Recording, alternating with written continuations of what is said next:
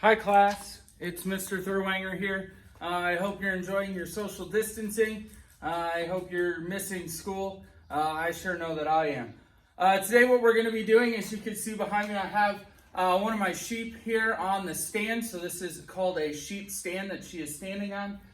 Today we're going to be clipping her. So a couple of things that we need. Well, first of all, this morning I went ahead and washed her down, wiped her out with soap. I use dish soap or Dawn or Joy or Palmolive or whatever kind of dish soap that you want to use. I went ahead and scrubbed her out. Then we took a cattle blower to her, basically like a big hair dryer, to dry her out. So she's nice and fuzzy now. The reason that we use the dish soap is it actually breaks down the lanolin in their wool. So lanolin is one of the things I'm going to ask you to look up. And define for me what is lanolin and how does it pertain to sheep. It's less important with these guys because these are meat sheep, so these are sheep that are specifically designed for the meat product that they provide and not the wool. So the wool that you'll see us take off today is actually not going to be resold or used in any type of clothing. It's what they call short fiber wool. We'll talk a little bit about wool sheep versus meat sheep next week, but this is a meat sheep, so she is specifically bred for the purposes of making meat or using her for meat or using her babies for meat. Okay, a couple of the equipment pieces that we need. So the first thing that I have here in my hand, this is called a shear. Okay, the shear has two different kinds of heads. So as you can see, this is a square-headed shear. This is my favorite kind of shear. We clip a lot of lambs during the summer for shows and stuff like that, and this is the one that I normally use. The other kind we use, or the other head that we use, looks like this. This is your more general type of sheep shear. You use that to kind of for lambs that you want to keep the wool on and stuff like that and block out. That's what you use that for. You always need a screwdriver because these heads come off. And then I don't know if you noticed, but right here, okay, this is a tightening pin. So there's a bolt that goes in the bottom side of the blade here, the guard. Okay, blades are on top right here. This is the guard. Okay, so this tells me how long I'm going to cut. This is what actually does the cutting up here. This is the tightening screw or tension screw. Okay, so the tighter I make this, the harder these push down.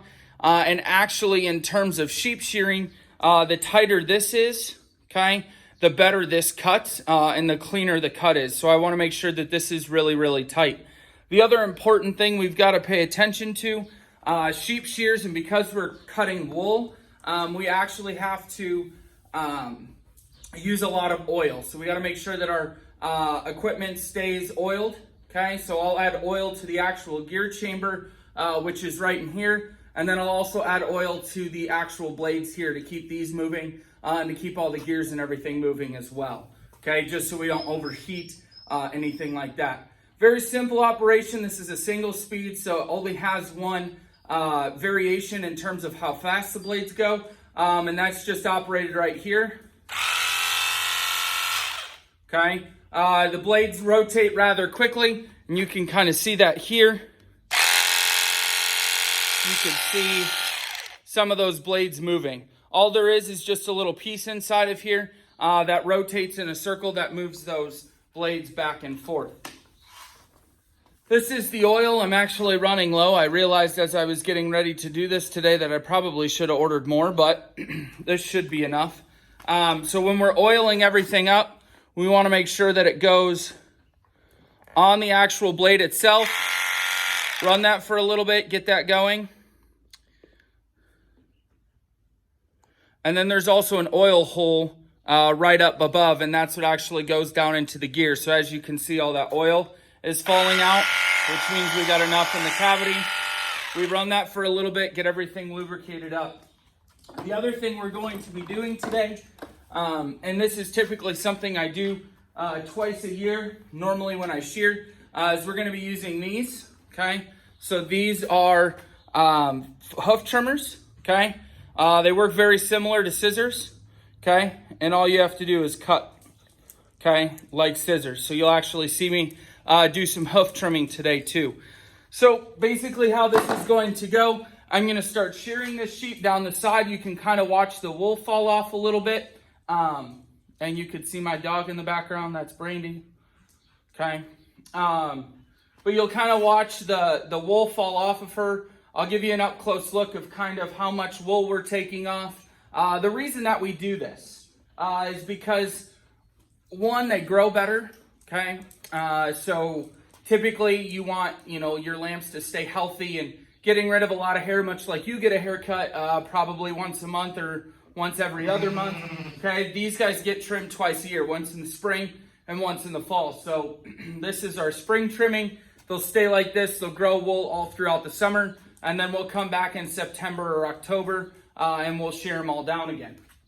Okay, so I'll show you a little bit of what the sheep shearing process looks like. Hopefully I can get about half of this lamb done, and then I'll kind of show you what the hoof trimming process is. So again, make sure that this is really oiled up. I wanted to do this in class, by the way, so you guys could get some opportunities to work, but unfortunately with our new guidelines, we couldn't make that happen. So I thought this was the next best thing. So just want to wipe her off, make sure that there's no excess shavings or straw or anything like that from her bedding, just so they don't get jammed up in the clippers. So here we go.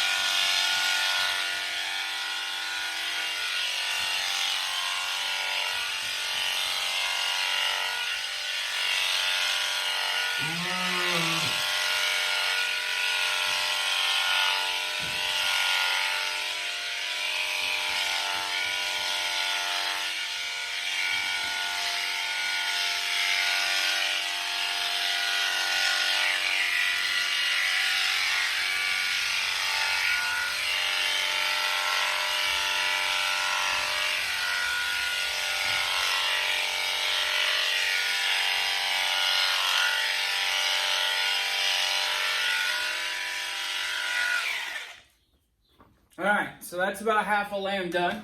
I'll kind of show you guys a little bit here what it looks like. So as you could tell, this is all wool that We haven't sheared yet, so as I go around the back side of her here, you can kind of see this side hasn't been sheared, and then this side has. So there's a lot less wool there. There's about, I'd say about 2 or 3 inches of wool there that's coming off. So we want to make sure that they stay healthy. This is a good way to make sure that they continue to grow. So this is about what half a sheared sheep looks like. This is also something for those of you that know the show industry. This is also something that they do on the regular to keep those lambs nice and short, and it keeps them growing well. So the other thing I'm going to show you right now, I'll actually tilt my camera down a little bit. And in terms of animal behavior, you'll notice she's relatively calm up here. She's been on this stand a few times. She typically, if you get around any of the private areas, so near the rear of the animal where the vulva is, she actually just had a baby 2 months ago, so she still has a little bit of a milk sac. We actually just weaned her. So if you get near those areas, she tends to become a little bit uncomfortable just because it is her private areas. So she looks really good so far, but now I'm going to show you a little bit of hoof trimming. So we trim hoofs to make sure that there's no infections or stuff like that. So sometimes these lambs, they get what they call hoof rot. And so hoof rot's a disease where it actually is eating away at the foot of the animal, and it's very uncomfortable for them. So you'll kind of notice your sheep or whatever kind of animal will do that. You'll notice she kind of starts pulling away from me a little bit. I'm not holding her real tight. I'm just making sure that I still have a good grip on her, since I am using a sharp object around her as she's moving. So it's just a basic nail trim, much like you do to yourself, your basic hygiene, stuff like that. There is a possibility that I cut too deep. I've done it many, many times. Still not a professional at it. But if you do cut too deep, they will bleed. And there's other ways. But this is a piece of her toenail. So this is basically like a toenail on a human body. Very similar. They grow out and you cut them off. Also want to make sure that as you're doing this, you're checking and making sure that the hoof looks healthy. So for her, she's got a nice black pad on the bottom of her feet. You'll notice I'm kind of digging out. There's some manure and stuff from these lambs being outside.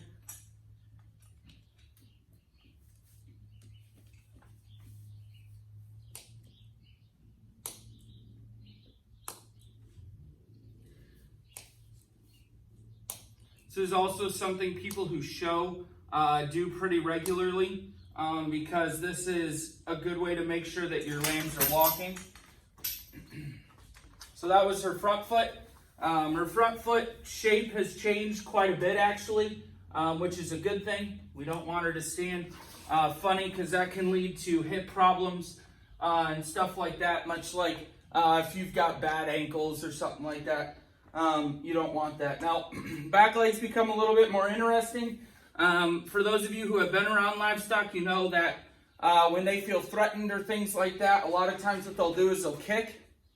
And so a lot of times you'll get a jerking motion from the back legs. So we're going to see how this goes. I pull it out and away.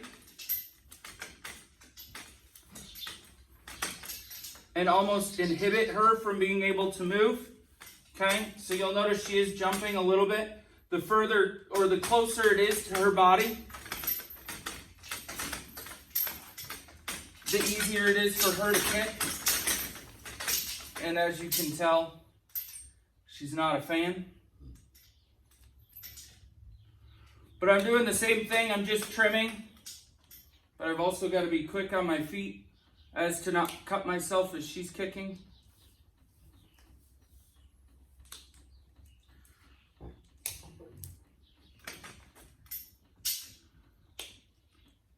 It doesn't hurt her to get them cut. She's not kicking because it hurts. She's kicking because it's uncomfortable.